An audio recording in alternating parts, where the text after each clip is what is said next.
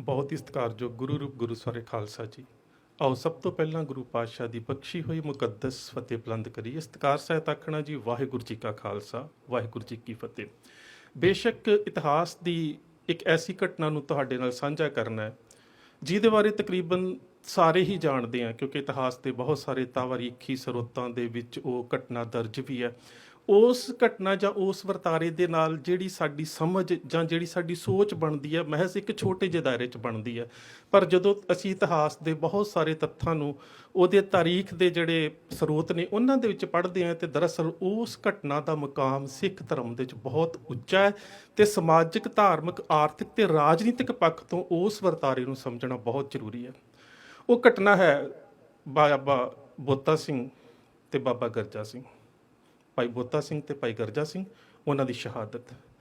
ਜੇਕਰ ਅਸੀਂ ਸਾਰੇ ਹੀ ਉਹਨਾਂ ਦੀ ਸ਼ਹਾਦਤ ਦੇ ਬਾਰੇ ਤਾਂ ਜਾਣਦੇ ਹਾਂ, ਪਰ ਕੁਝ ਅਹਿਮ ਤੱਥ ਜਿਹੜੇ ਵਰਤਾਰੇ ਨਾਲ ਅਹਿਮ ਸਾਂਝ ਰੱਖਦੇ ਨੇ ਤੇ ਜਿਨ੍ਹਾਂ ਦੇ ਅਧਿਐਨ ਤੋਂ ਬਿਨਾਂ ਇਹ ਸਾਰਾ ਵਰਤਾਰਾ ਸਿਰਫ ਇੱਕ ਤਾਰੀਖੀ ਘਟਨਾ ਤਾਂ ਲੱਗਦੀ ਹੈ, ਪਰ ਇਸ ਇਤਿਹਾਸ ਦੇ ਵਰਤਾਰੇ ਨੂੰ ਜਾਣਨ ਦੇ ਵਾਸਤੇ ਉਹ ਤੱਥ ਜਾਣਨੇ ਬਹੁਤ ਜ਼ਰੂਰੀ ਨੇ ਜਿੱਥੇ ਜਿਨ੍ਹਾਂ ਤੱਥਾਂ ਦੇ ਨਾਲ ਉਹਨਾਂ ਸਿੰਘਾਂ ਦੀ ਜਿਹੜੀ ਬਹਾਦਰੀ ਹੈ, ਉਹਨਾਂ ਦੀ ਦ੍ਰਿੜਤਾ ਹੈ, ਉਹ ਉਜਾਗਰ ਹੁੰਦੀ ਹੈ।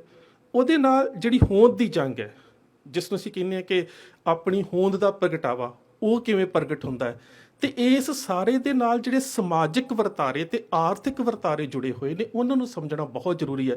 ਨਹੀਂ ਤੇ ਮਹਿਜ਼ ਤਾਂ ਜੇਕਰ ਅਸੀਂ ਇਸ ਸਾਰੇ ਵਰਤਾਰੇ ਨੂੰ ਵੇਖਾਂਗੇ ਤਾਂ ਇਹੀ ਵੇਖਾਂਗੇ ਕਿ ਦੋ ਸਿੰਘਾਂ ਨੇ ਹਕੂਮਤ ਨੂੰ ਵੰਗਾਰ ਦਿੱਤਾ, ਚੁੰਗੀ ਨਾਕਾ ਲਾ ਦਿੱਤਾ, ਪਰ ਉਹ ਸਾਰੇ ਵਰਤਾਰੇ ਦਾ ਬਹੁ ਦਿਸ਼ਾ ਵਿੱਚ ਚਿੰਤਨ ਕਰਨਾ ਬਹੁਤ ਜ਼ਰੂਰੀ ਹੈ। ਸੋ ਬੇਸ਼ੱਕ ਘਟਨਾ ਇਹ 1739 ਦੀ ਹੈ, ਜਦੋਂ ਲਾਹੌਰ ਦਾ ਜਿਹੜਾ ਫੌਜਦਾਰ ਜਾਂ ਸੂਬੇਦਾਰ ਜ਼ਕਰੀਆ ਖਾਨ ਸੀ। ਜ਼ਕਰੀਆ ਖਾਨ ਕਮਰੂਦੀਨ ਮੀਰ ਆਤਸ਼, ਜਿਹੜਾ ਫਾਰੂਕਸੀਅਰ ਦਾ ਖਾਸ ਵਜ਼ੀਰ ਸੀ, ਉਸ ਦਾ ਭਣਵਈਆ ਲੱਗਦਾ ਸੀ ਤੇ ਦਲੇਰੇ ਜੰਗ ਅਬਦੁਲ ਸਮਦ ਖਾਨ ਦਾ ਪੁੱਤਰ ਸੀ। ਥੋੜ੍ਹਾ ਜਿਹਾ ਇਸ ਵਰਤਾਰੇ ਨੂੰ ਸਮਝਣਾ ਇਸ ਕਰਕੇ ਜ਼ਰੂਰੀ ਹੈ ਕਿ ਬਾਬਾ ਬੰਦਾ ਸਿੰਘ ਬਹਾਦਰ ਜਦੋਂ ਪੰਜਾਬ ਵੱਲ ਆਉਂਦਾ ਹੈ ਤਾਂ ਉਸ ਵੇਲੇ ਫਾਰੂਕਸੀਅਰ ਨੇ ਦਲੇਰੇ ਜੰਗ ਅਬਦੁਲ ਸਮਦ ਖਾਨ ਨੂੰ ਲਾਹੌਰ ਦਾ ਗਵਰਨਰ ਬਣਾਇਆ ਸੀ। ਥੋੜ੍ਹਾ ਜਿਹਾ ਉਹ ਨਾਕਾਮ ਸਾਬਤ ਹੋਇਆ ਤਾਂ ਉਸ ਦੇ ਪੁੱਤਰ, ਜਿਹੜਾ ਕਿਸੇ ਸਮੇਂ ਕਸ਼ਮੀਰ ਦਾ ਜਿਹੜਾ ਜਿਹਦੇ ਕੋਲ ਇਲਾਕਾ ਸੀ, ਉਹਨੂੰ ਉੱਥੋਂ ਬੁਲਾ ਕੇ, ਜਿਸ ਨੂੰ ਖਾਨ ਬਹਾਦਰ ਜ਼ਕਰੀਆ ਖਾਨ ਕਿਹਾ ਜਾਂਦਾ, ਇਸ ਨੂੰ ਲਾਹੌਰ ਦੀ ਸੂਬੇਦਾਰੀ ਜਿਹੜੀ ਹੈ 1726 ਦੇ ਵਿੱਚ ਦੇ ਦਿੱਤੀ ਗਈ। ਸੋ 1739 ਦੇ ਜੇਕਰ ਸਾਰੇ ਘਟਨਾਕ੍ਰਮ ਦਾ ਜ਼ਿਕਰ ਕਰੀਏ ਤਾਂ ਸਿੱਖਾਂ ਦੇ ਉੱਪਰ ਸਾਰਿਆਂ ਪਾਸਿਆਂ ਤੋਂ ਬਹੁਤ ਹੀ ਸਖਤੀ ਦਾ ਦੌਰ ਸੀ। ਦਰਬਾਰ ਸਾਹਿਬ ਦੇ ਦਰਸ਼ਨਾਂ ਦੇ ਉੱਪਰ ਪੂਰੀ ਤਰ੍ਹਾਂ ਦੇ ਨਾਲ ਇੱਕ ਤਰ੍ਹਾਂ ਦੀ ਪਾਬੰਦੀ ਲੱਗੀ ਹੋਈ ਸੀ, ਪਰ ਫਿਰ ਵੀ ਤੁਸੀਂ ਉਸ ਸਮੇਂ ਦੇ, ਜੇਕਰ ਮੈਂ ਸਿੱਖਾਂ ਦੇ ਸਰੋਤਾਂ ਦੀ ਗੱਲ ਨਾ ਕਰਾਂ ਤਾਂ ਬਾਕੀ ਗੈਰ ਸਿੱਖਾਂ ਦੇ ਸਰੋਤਾਂ ਦਾ ਅਧਿਐਨ ਵੀ ਕਰੋ ਤਾਂ ਤੁਹਾਨੂੰ ਪਤਾ ਲੱਗੇਗਾ ਕਿ ਸਿੱਖ ਫਿਰ ਵੀ ਕਦੀ ਨਾ ਕਦੀ ਕਿਸੇ ਨਾ ਕਿਸੇ ਰੂਪ ਦੇ ਵਿੱਚ ਭੇਸ ਬਦਲ ਕੇ ਆਉਂਦੇ, ਦਰਬਾਰ ਸਾਹਿਬ ਇਸ਼ਨਾਨ ਕਰਕੇ ਦੁਬਾਰਾ ਫਿਰ ਵਾਪਸ ਜਿਹੜੇ ਸੀਗੇ ਆਪਣੇ ਦਲਾਂ ਦੇ ਵਿੱਚ ਮੁੜ ਜਾਂਦੇ। ਕੁਝ ਘਟਨਾਵਾਂ ਐਸੀਆਂ ਵੀ ਨੇ ਜਦੋਂ ਸਿੰਘਾਂ ਦੀਆਂ ਸ਼ਹਾਦਤਾਂ ਵੀ ਹੋਈਆਂ, ਜਦੋਂ ਨਿਸ਼ਾਨਾ ਕੇਵਲ ਇੰਨਾ ਸੀ ਕਿ ਦਰਬਾਰ ਸਾਹਿਬ ਦੇ ਦਰਸ਼ਨ ਇਸ਼ਨਾਨ ਦੇ ਵਾਸਤੇ ਜਾਣਾ। ਸੋ ਉਹਨਾਂ ਸਮਿਆਂ ਦੇ ਵਿੱਚ ਹੀ ਤਵਾਰੀ ਗੁਰੂ ਖਾਲਸਾ ਦੇ ਲਿਖਾਰੀ ਦਾ ਜਿਹੜਾ ਜ਼ਿਕਰ ਹੈ ਉਹ ਹੈ ਕਿ ਹਾਂਸੀ ਵਾਲੇ ਪਾਸੇ ਤੋਂ ਕੁਝ ਇਤਿਹਾਸਕ ਸਰੋਤ ਕਹਿੰਦੇ ਨੇ ਕਿ ਰਾਜਪੂਤਾਨੇ ਦੇ ਇਲਾਕੇ ਤੋਂ ਭਾਈ ਬੋਤਾ ਸਿੰਘ, ਜਿਸ ਦਾ ਕਿ ਪਿੰਡ ਪੜਾਣਾ ਸੀ, ਇਹ ਮਾਝੇ ਦੇ ਇਲਾਕੇ ਦਾ ਪਿੰਡ ਹੈ, ਤੇ ਸੰਧੂ ਗੋਤ ਦਾ ਇਹ ਜਿਹੜਾ ਸਿੰਘ ਸੀਗਾ, ਇਹ ਆਪਣੇ ਸਾਥੀ ਭਾਈ ਗਰਜਾ ਸਿੰਘ ਨੂੰ ਲੈ ਕੇ ਦਰਬਾਰ ਸਾਹਿਬ ਦੇ ਦਰਸ਼ਨ ਇਸ਼ਨਾਨ ਕਰਨ ਵਾਸਤੇ ਆਉਂਦਾ ਭੇਸ ਬਦਲ ਕੇ। ਜਦੋਂ ਇਹ ਇਸ਼ਨਾਨ ਕਰ ਲੈਂਦੇ ਨੇ ਤੇ ਇਹ ਬਾਹਰ ਜਦੋਂ ਨਿਕਲਦੇ ਨੇ ਤਾਂ ਇਹਨਾਂ ਨੇ ਭੇਸ ਬਦਲੇ ਹੋਏ ਨੇ, ਤੇ ਉੱਥੇ ਜਿਹੜੇ ਮੁਸਲਮਾਨ ਜਾਂ ਜਿਹੜੇ ਉਸ ਵੇਲੇ ਦੇ ਮੁਗਲ ਹਕੂਮਤ ਦੇ ਸਿਪਾਹੀ ਨੇ, ਉਹ ਆਪਸ 'ਚ ਗੱਲਾਂ ਕਰਦੇ ਨੇ। ਉਹ ਗੱਲਾਂ ਜਿਹੜੀਆਂ ਨੇ ਉਹ ਸੁਣਦੇ ਨੇ। ਉਹ ਗੱਲਾਂ ਦਾ ਜ਼ਿਕਰ ਜਿਹੜਾ ਹੈ ਉਹ ਪ੍ਰਾਚੀਨ ਪੰਥ ਪ੍ਰਕਾਸ਼ ਦੇ ਵਿੱਚ ਰਤਨ ਸਿੰਘ ਭੰਗੂ ਹੁਣਾਂ ਨੇ ਕੀਤਾ। ਦੰਗਾ ਕਰਤ ਨਾ ਕਹੂੰ ਅਖਾੜਾ, ਇਮ ਕਰ ਜਹ ਸਭ ਖਾਲਸਾ ਮਾਰਾ। ਉਹ ਕਹਿੰਦੇ ਕਿ ਹੁਣ ਕਿਸੇ ਪਾਸੇ ਕੋਈ ਦੰਗਾ ਨਹੀਂ ਹੁੰਦਾ, ਕੋਈ ਲੜਾਈ ਝਗੜਾ ਨਹੀਂ ਹੁੰਦਾ, ਕੋਈ ਜੰਗ ਨਹੀਂ ਹੁੰਦੀ। ਇੰਜ ਲੱਗਦਾ ਹੈ ਕਿ ਸਾਰਾ ਖਾਲਸਾ ਹੁਣ ਪੰਜਾਬ ਦੇ ਵਿੱਚੋਂ ਖਤਮ ਹੋ ਚੁੱਕਾ ਹੈ। ਸੋ ਬੇਸ਼ੱਕ ਇਸ਼ਨਾਨ ਕਰਨ ਤੋਂ ਬਾਅਦ ਇਹਨਾਂ ਨੇ ਰਾਤ ਨੂੰ ਫਿਰ ਆਪਣੇ ਸਫ਼ਰ ਦੇ ਉੱਪਰ ਨਿਕਲਣਾ ਸੀ। ਦੁਪਹਿਰ ਜਿਹੜੀ ਸੀ ਉਹ ਲੋਕੇ ਕੱਟਣੀ ਸੀ, ਤੇ ਜਿਹੜੀਆਂ ਉਸ ਵੇਲੇ ਹਕੂਮਤ ਦੀਆਂ ਗਸ਼ਤੀ ਫੌਜਾਂ ਸੀ ਉਹ ਆਸੇ-ਪਾਸੇ ਜਿਹੜੀਆਂ ਉਹ ਘੁੰਮ ਰਹੀਆਂ ਸੀ। ਕਹਿਣ ਦਾ ਭਾਵ ਕਿ ਉਹ ਸਿੱਖਾਂ ਦਾ ਸ਼ਿਕਾਰ ਕਰਨ ਦੇ ਵਾਸਤੇ ਪੂਰੀ ਤਰ੍ਹਾਂ ਦੇ ਨਾਲ ਸਰਗਰਮ ਸਨ। ਜਦੋਂ ਗਸ਼ਤੀ ਫੌਜਾਂ ਦੇ ਸਿਪਾਹੀਆਂ ਨੇ ਆ ਕੇ ਵੇਖਿਆ ਕਿ ਦੋ ਵਿਅਕਤੀ ਜਿਹੜੇ ਸਿੱਖ ਨਜ਼ਰ ਨਹੀਂ ਆਉਂਦੇ ਤੇ ਉਹ ਝਾੜੀਆਂ ਦੇ ਵਿੱਚ ਜਾਂ ਕਿਤੇ ਬੈਠੇ ਹੋਏ ਨੇ, ਤਾਂ ਦੋਵਾਂ ਦੇ ਵਿੱਚ ਆਪਸ 'ਚ ਗੱਲਬਾਤ ਹੁੰਦੀ ਹੈ। ਉਹ ਜਿਹੜੀ ਗੱਲਬਾਤ ਹੈ ਉਹ ਭਾਈ ਗਰਜਾ ਸਿੰਘ ਤੇ ਭਾਈ ਬੋਤਾ ਸਿੰਘ ਸੁਣਦੇ ਨੇ। ਉਹ ਕਹਿੰਦੇ ਨੇ, ਸਿੰਘ ਨਾ ਦੀਸਤ ਕਹੂੰ, ਸਿੱਖ ਹੁਣ ਕਿਤੇ ਨਹੀਂ ਦਿਸਦੇ, ਤੁਰਕਨ ਦੀਏ ਖਪਾਏ, ਇੰਜ ਲੱਗਦਾ ਹੈ ਕਿ ਤੁਰਕ ਫੌਜੀਆਂ ਨੇ ਸਾਰੇ ਸਿੰਘ ਜਿਹੜੇ ਖਤਮ ਕਰ ਦਿੱਤੇ ਨੇ। ਤੇ ਇਹ ਜਿਹੜੇ ਨੇ ਇਹ ਸਿੱਖ ਨਹੀਂ ਹੋ ਸਕਦੇ ਜਿਹੜੇ ਨਜ਼ਰ ਆ ਰਹੇ ਨੇ। ਦੂਜਾ ਕਹਿਓ ਕੋਈ ਹੋਗ ਇਹ ਕਾਇਰ ਕੂਰ ਲੁਕਾਏ, ਕਹਿੰਦਾ ਸਿੰਘ ਤਾਂ ਨਾ ਹੀ ਹੋ ਸਕਦੇ। ਜੇ ਕਿਤੇ ਸਿੰਘ ਹੁੰਦੇ ਨਾ ਤਾਂ ਫਿਰ ਉਹਨਾਂ ਨੇ ਤਾਂ ਭਾਵੇਂ ਇੱਕ ਵੀ ਹੁੰਦਾ ਮੈਦਾਨੇ ਜੰਗ ਦੇ ਵਿੱਚ ਆ ਕੇ ਜੂਝਣਾ ਸੀ। ਇਹ ਜਿਹੜੇ ਵਿਚਾਰੇ ਬੈਠੇ ਨੇ ਉਹ ਸਿੰਘ ਨਹੀਂ ਹੋ ਸਕਦੇ। ਇਹ ਤਾਂ ਕੋਈ ਕਾਇਰ ਕੂਰ ਭਾਵ ਕਿ ਕੋਈ ਕਾਇਰ ਜਾਂ ਡਰਦੇ ਜਿਹੜੇ ਵਿਅਕਤੀ ਨੇ ਉਹ ਹੋ ਸਕਦੇ ਨੇ। ਫਿਰ ਜਦੋਂ ਭਾਈ ਬੋਤਾ ਸਿੰਘ ਤੇ ਭਾਈ ਗਰਜਾ ਸਿੰਘ ਨੇ ਇਹ ਸੁਣਿਆ ਨਾ, ਤੇ ਫਿਰ ਪ੍ਰਾਚੀਨ ਪੰਥ ਪ੍ਰਕਾਸ਼ ਦਾ ਲਿਖਾਰੀ ਲਿਖਦਾ ਹੈ ਵੀ ਅੰਦਰ ਜਿਹੜੀ ਸੀ ਇੱਕ ਬਿਜਲੀ ਦੌੜ ਗਈ। ਬੋਤਾ ਸਿੰਘ ਨੇ ਜਿਉਂ ਸੁਣੀ ਰਹਿਓ ਤਹਾਂ ਖਲੋਏ, ਜਨ ਬਿੱਛੂ ਕੋ ਡੰਕ ਲੱਗਿਓ, ਲੱਗੀ ਬੋਲੀ ਸਿੰਘ ਸੋਏ। ਕਹਿੰਦਾ ਹੁਣ ਬੋਤਾ ਸਿੰਘ ਇੱਕਦਮ ਉੱਠ ਕੇ ਖਲੋ ਗਿਆ।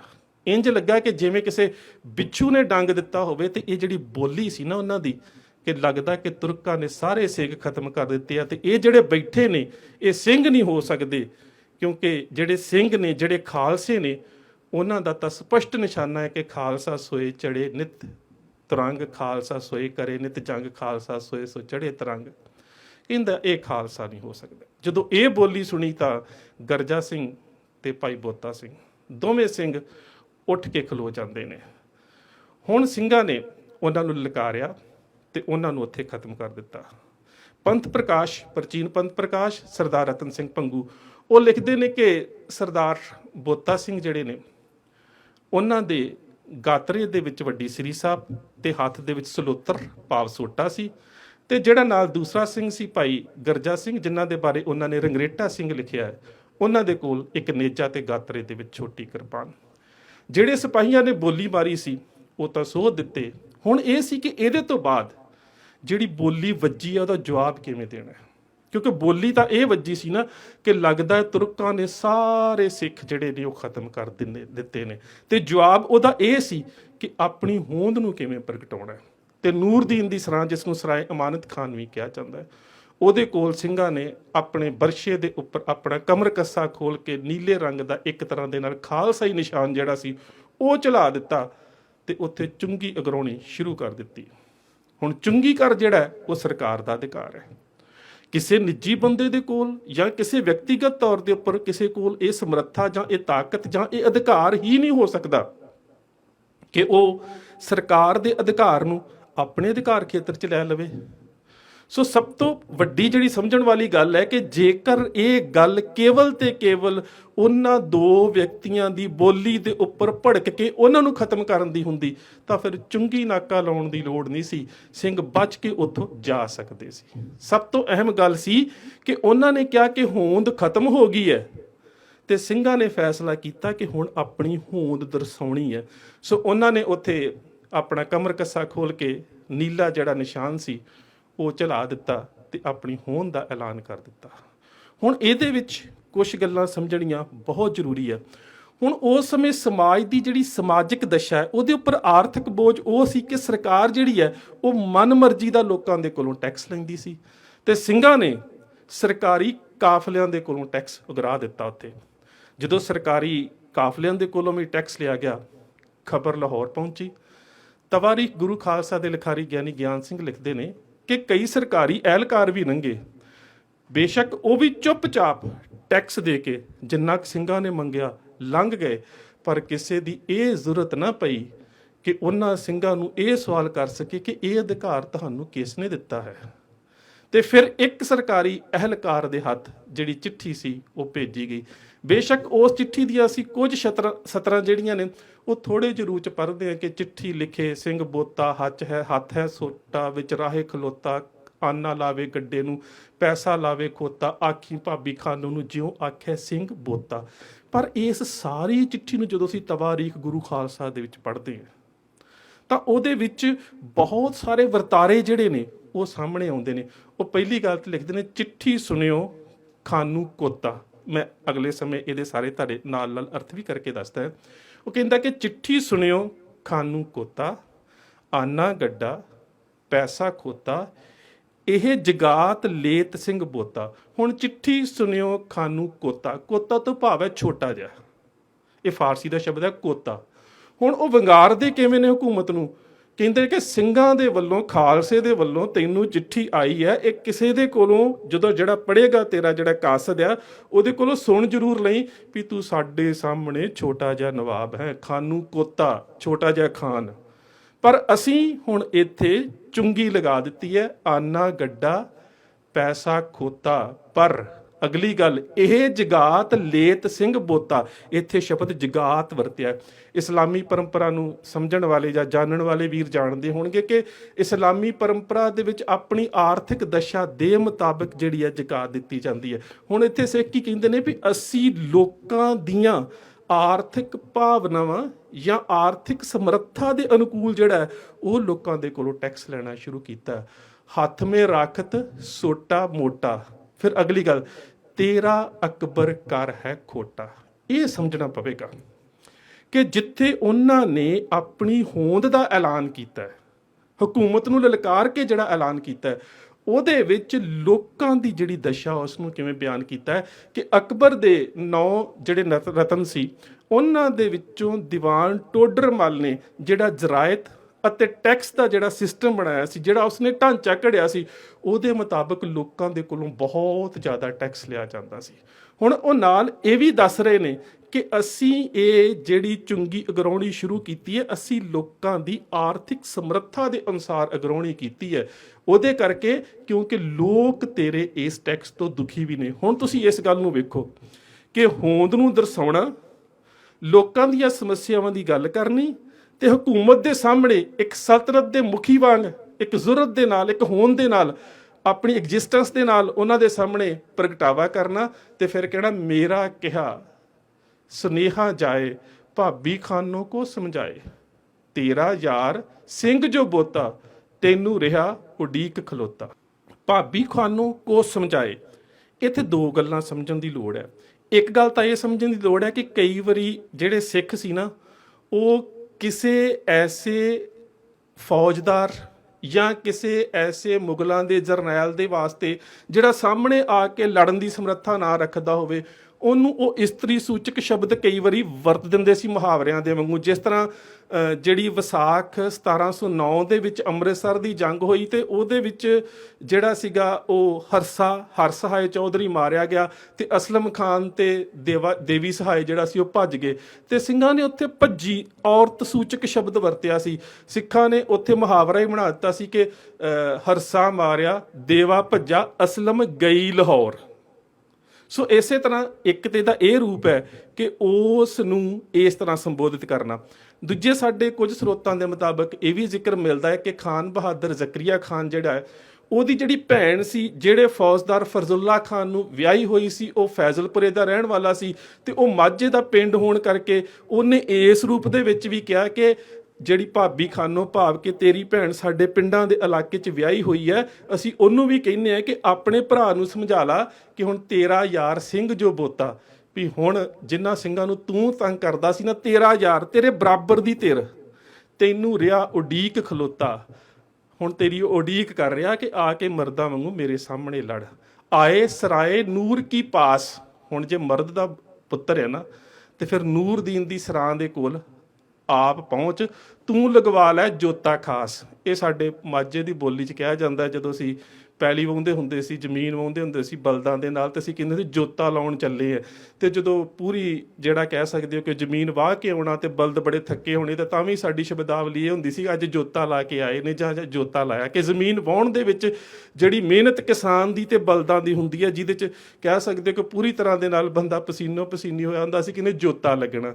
ਕਹਿੰਦੇ ਵੀ ਹੁਣ ਤੂੰ ਲਗਵਾ ਲੈ ਜੋਤਾ ਖਾਸ, ਵੀ ਹੁਣ ਤੂੰ ਆ ਕੇ ਉਹ ਜਿਹੜਾ ਜੋਤਾ ਸਾਡੇ ਕੋਲੋਂ ਉਹ ਲਗਵਾ ਲੈ। ਸੋ ਜਦੋਂ ਇਹ ਜਿਹੜੇ ਸ਼ਬਦ ਸੀਗੇ ਸਾਰੇ ਸੰਬੋਧਿਤ ਕੀਤੇ ਤੇ ਉਹਨੂੰ ਵੰਗਾਰਿਆ, ਬਰਾਬਰ ਦੀ ਧਿਰ ਬਣ ਕੇ ਉਸ ਨੂੰ ਵੰਗਾਰਿਆ। ਤੇ ਜਦੋਂ ਉਹ ਚਿੱਠੀ ਖਾਨ ਬਹਾਦਰ ਜ਼ਕਰੀਆ ਖਾਨ ਨੇ ਪੜ੍ਹੀ ਤਾਂ ਉਸੇ ਵੇਲੇ ਆਪਣੇ ਫੌਜਦਾਰ ਜਲਾਲੂਦੀਨ ਨੂੰ 100 ਅਸਵਾਰ ਦੇ ਕੇ ਨੂਰਦੀਨ ਦੀ ਸਰਾਂ ਦੇ ਕੋਲ ਭੇਜ ਦਿੱਤਾ।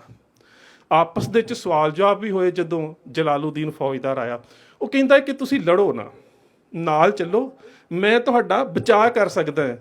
ਤੇ ਅੱਗੋਂ ਸਰਦਾਰ ਬੋਤਾ ਸਿੰਘ ਕਹਿੰਦਾ ਬਚਣਾ ਹੁੰਦਾ ਤਾਂ ਪਹਿਲਾਂ ਹੀ ਨਿਕਲ ਜਾਂਦੇ, ਬਚਣ ਦੀ ਤਾਂ ਗੱਲ ਹੀ ਨਹੀਂ ਆ। ਗੱਲ ਤਾਂ ਇਹ ਹੈ ਕਿ ਸ਼ਹੀਦ ਹੋਣਾ ਹੈ, ਤੇ ਇਹ ਜਿਹੜੀ ਸ਼ਹੀਦੀ ਹੈ ਇਸ ਗੱਲ ਦਾ ਪ੍ਰਤੀਕ ਹੋਵੇਗੀ ਕਿ ਅਸੀਂ ਆਪਣੀ ਹੋਂਦ ਦੇ ਵਾਸਤੇ ਹਕੂਮਤ ਨੂੰ ਮੰਗਾ ਰਿਹਾ ਹੈ ਕਿ ਹਕੂਮਤ ਦੀ ਇਹ ਬੋਲੀ ਪ੍ਰਵਾਨ ਨਹੀਂ ਕਰਾਂਗੇ ਕਿ ਖਾਲਸਾ ਖਤਮ ਕੀਤਾ ਜਾ ਸਕੇ। ਸੋ ਕਹਿੰਦਾ ਬਾਕੀ ਹਾਂ ਰਹੀ ਗੱਲ ਤੇਰੇ ਜਵਾਬ ਦੀ, ਤੇ ਜੇਕਰ ਤੂੰ ਇੰਨਾ ਹੀ ਬਹਾਦਰ ਹੈ ਤੇ ਆਪਣੇ ਫਿਰ 4 ਤਲਵਾਰਬਾਜ਼ ਸਿੰਘ ਸਾਡੇ ਸਾਹਮਣੇ ਭੇਜ ਲਾ, ਮੈਂ ਮੁਕਾਬਲਾ ਛੋਟੇ ਨਾ ਕਰਾਂਗਾ। ਉਹਨੇ ਆਪਣੇ 4 ਸ਼ਮਸ਼ੀਰ ਦਸਤ ਜਿਹੜੇ ਸਵਾਰ ਸੀਗੇ ਉਹ ਭੇਜੇ, ਸਿੰਘਾਂ ਨੇ ਜਿਹੜੇ ਸੀ ਉਹ ਵੀ ਸੁੱਟ ਦਿੱਤੇ। ਹੁਣ ਮੁਕਾਬਲਾ ਜਿਹੜਾ ਸੀ ਸਿੰਘਾਂ ਦੇ ਨਾਲ ਸ਼ੁਰੂ ਹੋ ਗਿਆ। ਉਧਰ 100 ਘੋੜਸਵਾਰ, ਉਹਦੇ ਤੋਂ ਇਲਾਵਾ ਇਲਾਕੇ ਦੇ ਜਿਹੜੇ ਕੁਝ ਹੋਰ ਲੋਕ ਸੀ ਉਹ ਵੀ ਆ ਗਏ। ਪਹਿਲਾਂ ਤੇ ਜੰਗ ਹੋਈ, ਉਸ ਤੋਂ ਬਾਅਦ ਉਹ ਥੋੜੇ ਪਿੱਛੇ ਹਟ ਗਏ। ਪਿੱਛੋਂ ਉਹਨਾਂ ਨੇ ਤੀਰ ਚਲਾਉਣੇ ਸ਼ੁਰੂ ਕਰ ਦਿੱਤੇ ਕਿ ਦੂਰੋਂ ਹੀ ਤੀਰ ਮਾਰ ਕੇ ਜਿਹੜੇ ਸਿੰਘ ਨੇ ਇਹਨਾਂ ਨੂੰ ਥਾਂ ਦੇ ਉੱਪਰ ਹੀ ਸ਼ਹੀਦ ਕਰ ਦਿੱਤਾ ਜਾਵੇ।